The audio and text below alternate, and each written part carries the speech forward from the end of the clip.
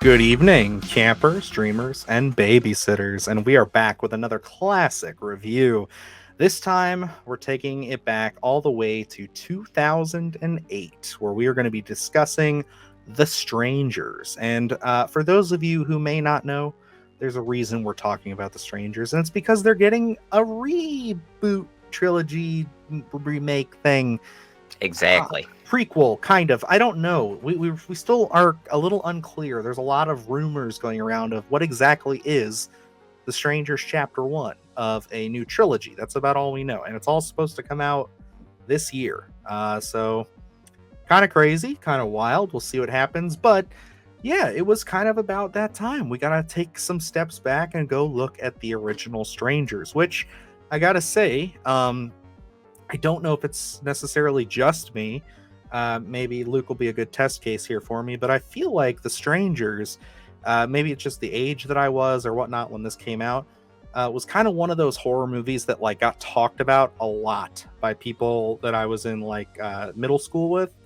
Like people were saying how crazy it was. It was kind of like the same buzz that like the Saw films got, where it's like, oh, it's so extreme, it's so crazy. But I remember vividly kids in my school talking about how it's like, oh, The Strangers, I saw it. It's the most scariest movie ever. You won't be able to handle it, and like all this stuff. And then like people were saying that the killers were real and all this stuff, and all. It was just one of those like where it's kind of like it got that whole, I guess, infamy around it because of just the age that I was and the time that it came out. So this was a kind of a nostalgic watch for me, I should say.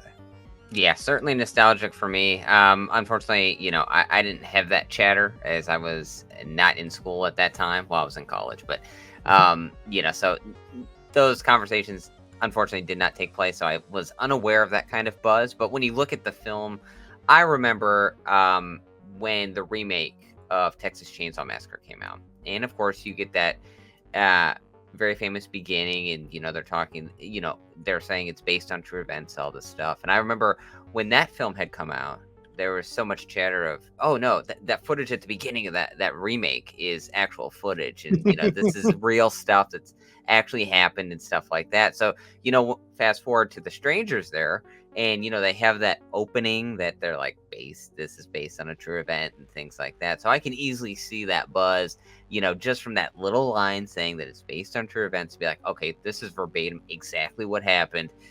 These characters exist. They're still out there somewhere, especially when younger kids are watching horror films like Oh that. yeah. It's like the excitement of, well, I guess probably excitement and terror at that time, to be like, oh, I could look at my window and I'll see Dollface, or someone in a sack head, anything like that. So that type of stuff, I think is pretty fun, because Mm. for me, there wasn't too much chatter around for The Strangers at the time. So I think I missed the boat on that, and I didn't know too many people that recalling Strangers in my horror conversations. It was never something that other people brought up. It was a film more so that I would bring up.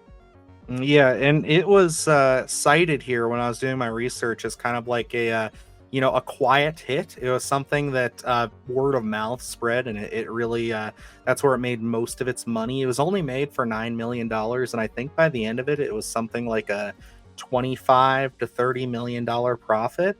So it did really well for what it was, but it was one of those things where it didn't like blow the doors off of anybody. It really was, again, word of mouth. And I believe this came out in August, I want to say. Was it? No, it was May. Okay. May. So by the time I started hearing about it, it was DVD. So it's probably about August for that one. Because that was still back when DVDs took forever to come out. So, but yeah, this was one of those movies, man, that's just always been in the back of my mind. And again, it comes out in that era. You mentioned the Texas Chainsaw Massacre coming out just a couple years before this, where horror films, especially slashers, were like really leaning into that dirty, gritty. We want this to be ultra violent, ultra realistic, ultra uncomfortable kind of look to them. They really leaned into kind of that. We're trying to make this more grounded, more gritty. This is not your dad's slasher film kind of thing.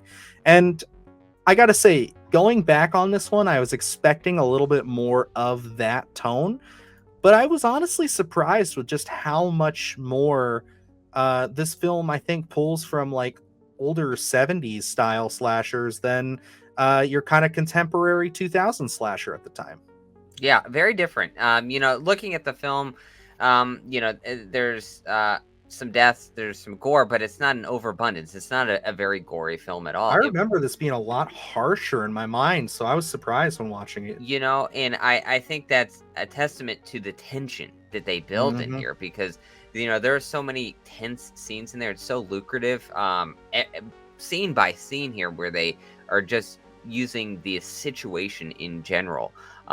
We'll go back to probably the most famous one. We talked about it in the trailer, and kind of that difference between the original and Rennie Harlan's take on it, where it's Liv Tyler in the kitchen, It's the getting a poster, yeah, man. Yeah. getting a glass of water, and the sackhead just appears, and he stands there, and then by the time we switch camera angles, he's gone, So that type of thing, I think, is terrifying even with no gore, and I think maybe that will trick your brain into thinking this is more of a horrific film from a murder standpoint than it actually is, because there's only a few deaths, but there is just so much tension built in this film. Yeah, it's a really good example of how to do a cat and mouse style slasher. Is really what I pulled from it. Especially because I'll admit that middle section for me dragged a little bit because it was kind of like when it's just Liv Tyler in the house. Because it starts off really strong, but it does kind of feel like, okay, I feel like Scott Speedman's been out of the house for quite a while here. Like, can we kind of get like, where are we going with it? Because again, it's been a long time since I've seen this. But I gotta say, there are some really excellent moments of tension. That sequence that you bring up there, and really the standout moment for me, and I think most people, it always comes to that ending. Because when you haven't watched this in so long, even though I know and everybody knows just how famous the ending is and the motivation for the killers, there's a little something I pulled away from this viewing that I'm going to go over in a subsequent video that you guys will see here soon. But it's one of those things, I'll touch on it here, where I feel like the ending, with the context, and I don't want to jump too far into it, but there's some context that I got from it that I think really changed my viewpoint on it. And yeah, I'll save that towards the end of this video. But one of the elements too that I looked up in my research that I found really awesome about how they made this was when it came to scenes like with Liv Tyler there by herself, to get more genuine reactions out of her, like when she's hearing those sounds, the knocking and everything, or the loud sounds in the house, they would tell her that it's coming from one side of the room, so she'd be prepared for that, and then they would have somebody make a loud bang on the other side of the room. They built an entire house set inside of a studio, so they recreated the house on location in a studio, and literally had people like running around the house and like making noises at random times during that sequence when they were recording, all to try to gain those like genuine reactions from her. And I gotta say, I think that it really works in some of those parts. To be honest, I was kind of surprised to see you mention that it kind of dragged when Liv Tyler is in the home by herself. For me, that's one of my favorite parts. Is you start off again. I love where this couple's at the very beginning. Yeah. Such a different dynamic than what we're used to getting, and they don't linger on the past that long. They just give you that glimpses to kind of give you the context of everything and kind of feel that emotion. But I think there's a comfortability no matter what the situation is when you have someone next to you, and it's like, okay, I have someone that I can look at. We can kind of work this out and try to get through whatever the problem is. Now, once he leaves the house, I think that's where the terror, that tension and terrifying element really does amp up a little bit when you're hearing those noises outside.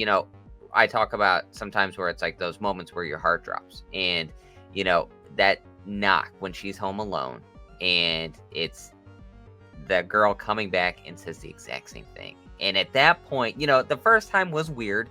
The lights twisted so you can't see anything, and we fix it so the light's back on. So maybe something fishy's going on.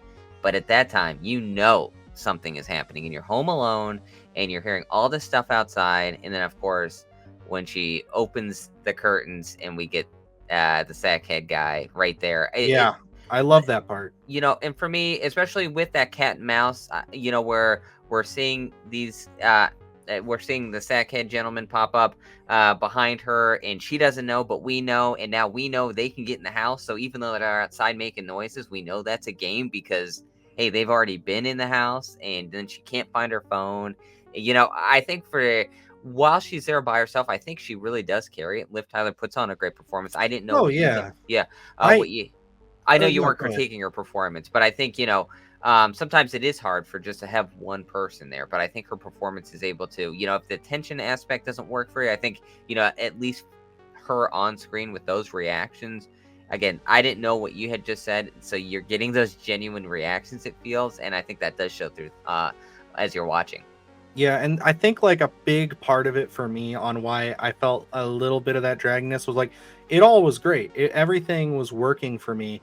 I just felt like there were points where I'm just kind of like maybe this is just a personal thing because I didn't remember so much. So I was trying to re-piece together this movie from what I remembered. So it was a lot of like, okay, this seems like it's going on a lot longer than it felt like. So it could be something that on a subsequent rewatch, I maybe forgive a little bit more. But for me, it just felt like once that reveal with the sackhead guy happens and everything, I'm just kind of like, okay, like we are we going to kind of catch back up here because I know the movie's got to get going because again we said it before we started this review, but the film is very short. Yes. It's only an hour and a half, so like by the time that sequence is wrapped up I'm like wow, we really gotta kind of like from what I remembered because like her the brother hadn't even shown up yet and everything, so it's kind of like we gotta like jam a lot of stuff into not a lot of time here.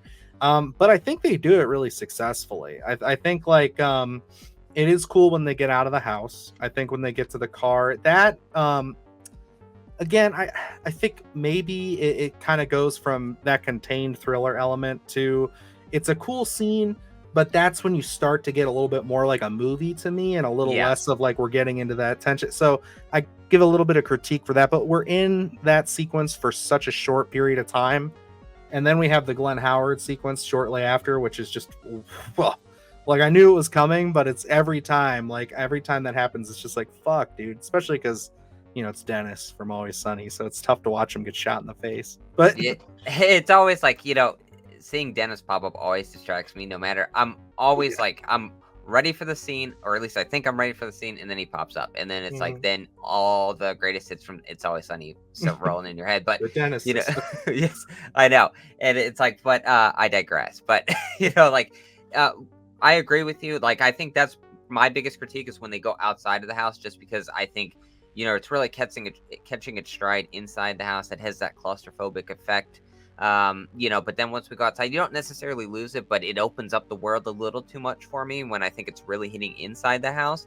But as soon as we get back in, I think I'm back into it, and I think they do a handful of interesting enough things outside to kind of keep it moving and not really damage the film too much. But I like the tension that they built inside. And going into the the brother showing up, Glenn Howerton showing up, where it's like I love I talked about the dynamic of the relationship, and then they plant those seeds where he just places a phone call and he's like, I know you're drunk, can you come get me in the morning, and you all, because of the situation, you forget about it, and then as soon as he shows up, then again they start building that tension. You're like, the door's open, he's wondering what's going on, he's real hesitant, and then the shot is just so abrupt. It's no ceremony, nothing like that. It's just, no gasping for air. It's a shot, done. The deed is done, and then we have to deal with that aftermath while dealing with everything else that's going on. I love that they kind of stack that tension, and they don't let us really sit with anything. They just keep going. Like you said, this is a short film, so we do keep everything moving. Yeah, and it is definitely, even knowing that it's coming, it's still effective. And I think that's a very big merit to the filmmaker. And which is funny enough, this is the filmmaker is the writer of the film, which if you didn't know, initially he just wrote the film and then had sold it. And the studio had been shopping it around. They were trying to get another director on board, but they just couldn't find anybody that they felt fit the material well enough. So they actually went back to Brian Bartino and asked if he would want to direct it. So that's a very interesting story in and of itself. And I think, like, looking at it in its purest form, because this was something that, you know, he thought up, he wrote, he brought to the screen. Not knowing that, of course, we would get later on Strangers Pray at Night and now this trilogy. You know, this being kind of that one-off 70s-esque thriller, you can really see that there is a lot of care put into this, especially with the way that they're shooting it. I love the usage of handheld through most of this, because again, it adds a little bit to that real factor, and I think that's probably the most you know, thing that keeps this kind of feeling like that 70s style horror, because it is a contained film, but you're using handheld. You're not trying to do these big sweeping shots or anything like that. Nothing feels like epic. You know what I mean? Nothing feels like we're trying to do the big budget horror movie like we did with, you know, looking again, a film I do like, the remake of Texas Chainsaw Massacre, where it's like you have that, and that looks shiny and sleek. It's gross, but it also has that kind of sheen to it. This does not. This has those muted, warm colors, which there's another element to that, but I want to let you talk for a little bit because I think you'll love this if you don't already know it. You know, going into that handout aspect, you know, it gives you that feeling of intimacy. You know, I think there are times you mentioned Texas Chainsaw Massacre, which I enjoy the remake as well. But you know, that's a film where it's like you're watching a situation, you don't feel involved in the situation. Feels I think very much like a movie. Yes, in this one, you feel like you're in there with our characters, and one of the things that you know always gets me is that warm lighting that we have. That's what I was going to get into. Yep, go ahead. That it feels for me. It always feels cozy. You know what I mean? Like you're in an. They set it up for a feeling that you shouldn't have during what is going on, because they light the fireplace, you know, and it just feels absolutely warm. It feels like you want to be in that living room until you have Dollface coming to your door, you know, where it's just like, I love that setup, because, you know, sometimes these films do feel like you're a spectator, you're just watching it. But this one does feel like, hey, I would love to be in there just sitting by the fire, you know? So I think that really does work for me, because it's hard for films to actually capture that coziness. This feels like the Airbnb that my wife and I stayed at, just at the destination where we got married before we went on our honeymoon. And like watching that was like the creepiest feeling, because you're right, it is super cozy. There's a fireplace. The lighting is done intentionally like that. Brian Bartino said that he wanted this to feel like a warm you know, getaway, like it is. It's essentially a summer home for James's family. So he wanted this to be kind of like that atmosphere of like you're at an Airbnb, you're enjoying your weekend. It was supposed to be all warm and romantic and nice. Obviously it didn't go that way, but for multitude of reasons. But it's one of those things where that was such a smart angle to me, looking into this film, of just why they wanted to shoot it like that, why they wanted to add all those oranges and those yellows and everything, and then to have that reflect too with someone like, I think the best example is the sack-headed guy, which they don't ever give any of these guys names. I mean, Dollface and everything, that's kind of what the fandom has built up as over the years. But like the sack-headed guy, especially when you have that little white, but there's still that tinge of yellow to him, and it almost looks like a dirty old sack. It's just one of those things where it's like, he is the most intimidating in the film to me. As to where Dollface and everybody else can be creepy, he is the one where I'm like, the way they lit him, the way they have him pop up, especially in that iconic Liv Tyler scene, it's just perfect. Like it adds just the right amount of kind of void to it. I don't know how to describe it. It's just like there's this evil entity there, and I hate it. Well, see, and what I like about that is, you know, they do it with the Sackhead character, where he's in the background, they kind of light his face. They also do it with the Dollface character. Maybe after the Glenn Howerton goes in, I can't remember exactly. I believe it's after that, yeah, where she comes out of the background. You know, and for me, they both work fine, but I think one works better than the other. And that being where it's like Dollface almost, it's like we're shining a spotlight on that mask. Yes. Whereas the Sackhead, that's perfect. Yeah. The Sackhead feels like I'm looking at this and is there something there, or are my eyes playing tricks on me? Because he almost blends in with that coziness, but he kind of also sticks out, if it makes any sense, where it's like, did I see something right there, or was that just, a glancing shadow that I did not really actually see? My eyes are just playing He with me. feels more like Michael Myers than Yes. Dollface does, even though I think Dollface's mask was like supposed to give. I think that's sort of what they were going for in that shot, because like you have the infamous shot in the original Halloween where it's like you see just the portion of Michael's mask. I think that's kind of what they were going for there, but you're right, it works so much better with the Sackhead guy because like he's just approaching so slowly, and it's Yep. just that slow build, that slow reveal. And I love it. And again, honestly, if you look at our logo, we are very biased on our Sackheads. That's true. We love our Sackheaded Same. killers, but no, I think that that's great, and it is one of those things where it's like you got to say, with how this film has aged over time, even though this one isn't talked about like I want to say the 80s slashers, your Freddy's, your Michaels, your Jasons, it's not talked about like that. But these killers, the look of these killers, the masks, the way that they work, this is one of those things where you could show people these three masks lined up, and I guarantee you, at least 1 out of 3 people is going to say, "Oh, that's the Strangers," which you got to give them some credit for that. That's pretty impressive. Yeah, absolutely. I think The Strangers is a film that, from my perspective, there weren't a lot of conversations happening when this had come out. I think I'd seen this on DVD. I didn't go to the theater to see it. I didn't have a lot of conversations on The Strangers. For me, it felt like more so of an overlooked sort of film, just from, not having those conversations. But, in subsequent years here, I really do feel like this film has caught on with a lot of people in terms of, talking about films that have scared you, or scenes that have scared you, where it's like, there there are some things in there where it's like I think they do stick with you in terms of like that original Halloween, where some of the Mm. shot compositions, the background of things popping up, it really does stick with you and does terrify you. So, I think this film has definitely caught on, at least from my perspective, over, probably the last 5 or 6 years, where these they're not horror icons, but they are horror players in a sense, where it's like they're becoming more notable. They're not icons. I doubt that they ever would be, but The Strangers is certainly now becoming a lucrative franchise, where I think this is going to be something where there are going to be a lot more conversations. And yeah, I say they're not horror icons right now. Who knows what they have in store? We know we're getting 3 films, so who knows what we're going to be discussing in 10 years.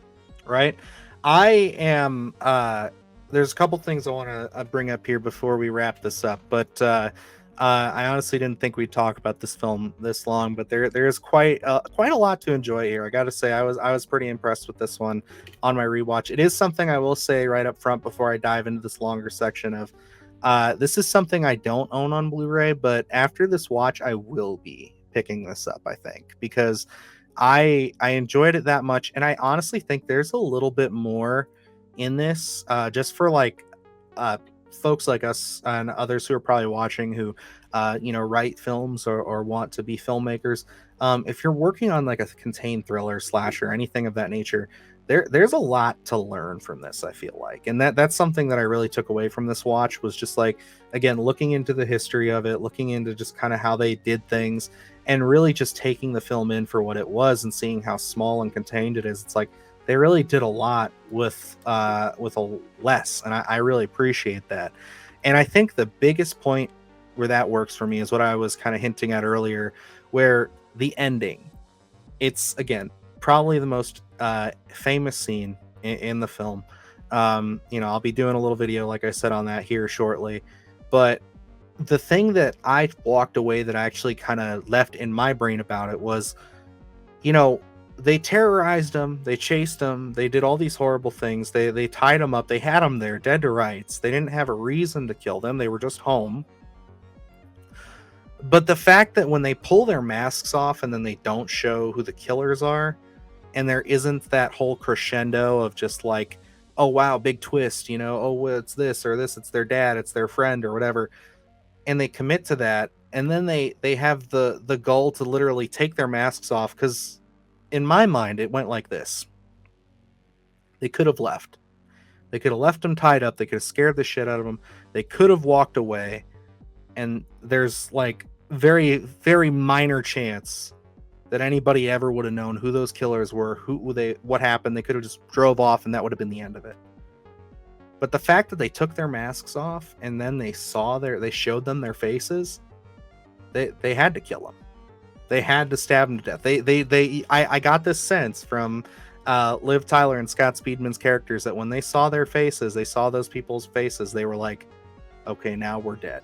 And I don't know why, but that just affected me so hard. I might be reading too much into it, but I feel like that's a little bit of that subtext that just really stuck with me this time around. You know, I understand that idea as well, because looking at it, and psychologically, it's hard to explain, because I think regardless if they took their masks off or did not take their masks off, Liv Tyler and Scott Speedman were already dead. It didn't matter. Oh, absolutely. But it's a psychological game, almost as in the strangers taking off their masks to let them know they're going to die. And they're not strangers anymore, technically. Yeah. So it's not like I have to kill you because I'm in fear of you recognizing me. This is a random act in a random town, because we know that this is just a summer home, and you know, you're probably never going to run into these characters, and the strangers don't really care about that. But you know, that could be like I could be guilty, so I have to kill you. But their minds were already made up. It did not matter. But it was that kind of, to let you know, hey, I'm killing you, and there's no way out of this. This isn't just a scare. This isn't a knock on the door and we're gonna walk away and you're gonna reminisce about this in a year about how scary that moment was. This is the end of your life, and me taking off my mask and sitting down in front of you is letting you know that this is it, you know, before I jam this knife. And I think that is the scariest part. This really does get into those deeper psychological aspects, I think, if you really look into this film. Yes, this could be a scary instance at just a random time, but like if you really start connecting those dots, and what I think the director wanted to say about this film, I think that's intentional. I agree, and that's something I'll dive into a little bit more later on. But this is one of those films that, for me, just on this rewatch, I was very pleased with it.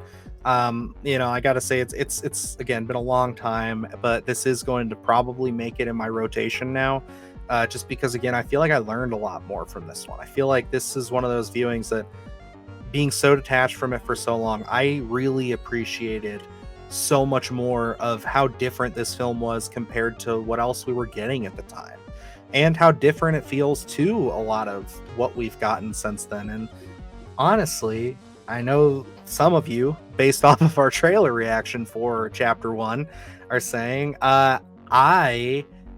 I feel like I'm a little bit more turned off by Chapter 1 now, just because of how well done this is. I'm like, damn, I don't think I like that this is going to be kind of a reach. It annoyed me with the trailer, which it could just be the way the trailer's cut. But like the fact that it seems like it is just going to be a retread, but it seems like it's a much weaker retread than this. I don't know, man. I'm a little bit more like, oh, geez, I don't know if this is the route, fellas. Yeah, I'm hoping they have more up their sleeve, and that I trailer so was intentionally cut to, you know, be almost a retread of the entire film, the original Strangers. That needs to be the first half hour. Yeah. And then the whole rest of the movie's different. Yeah, and that's what I'm hoping for. I'm hoping that they were really intentional with that and kind of made specific moves there. My fear is that, you know, because we look at what we got in the trailer, that's the only stuff we have to go off of, that it could be a retread, but a more in-your-face retread that takes away the tension that we had in the original, which is the best thing about the original. So I think that's a big fear for me. You know, hey, this is a great film. It's so open-ended where there is no motivation. Again, you look at the original Halloween, and that intended to be real no motivation, just a random killing. And those are great stories, but sometimes they accidentally leave the door open that it is too broad, and now we want to narrow it down and tell even more stories. That's the risk you take. And yeah, the 2008 original Strangers is such a great film. I think it really captured that tension. I love that it's just a random instance that with no Yeah. explanation, because certainly at that time we weren't getting it. And even in modern film, I don't think we get it enough, where there is so much over explanation and so much intention for everything, where let's just open it up for those random acts that are really terrifying. You look at two great films with The Strangers and Halloween, and they did it right. So, looking at it, I don't know if I'm excited for any of the chapters coming out in the Strangers franchise now. I'll definitely give them a watch, but it's going to be hard to compete with that original. I agree. This is again one of those bittersweet moments, because it's kind of like, well, I'm really glad I rewatched this, but on the other hand, I'm really a bit more trepidatious on that new one. But there's so much more we could dive into. I still have some notes, but I think I'm going to leave it there. Like I said, I will have a video coming out shortly that's going to kind of dive into that ending a little bit more, and some more of the motivation for Brian Bartino as far as just an experience he had growing up, and a few more of his inspirations involving the Manson family and a few other things home invasion wise that really inspired this film. And yeah, guys, honestly, I do want to look more into Brian Bartino's work. Looking at his filmography here, he doesn't have a wide one, but there is a film called The Monster that I do want to check out. And of course, our buddy Evan from Rockland Graves has been championing us to go and check out The Dark and the Wicked. So we're going to have to do that at some point. He'll probably join us for that video. But yeah, no, it's definitely a big win. And he's got a new film coming up in 2025 called Vicious. So yeah, we're gonna keep our eyes on this guy. We're gonna see what he can do and see if he can deliver us another Strangers sometime down the road. But yeah, guys, other than that, I think that's gonna wrap us up here. So till next time, I'm Dylan Knoll. And I'm Luke Janesco. And remember, stay scared. Do the hard shit, gonna do it live. Cause Splattercast kick it every day they live. Splattercast, gonna smash your ass. Splattercast, gonna smash your ass. Splattercast, gonna smash your ass. Splattercast, gonna smash your ass. Splattercast, gonna smash your ass. Splattercast, gonna smash your ass. Splattercast, gonna smash your ass.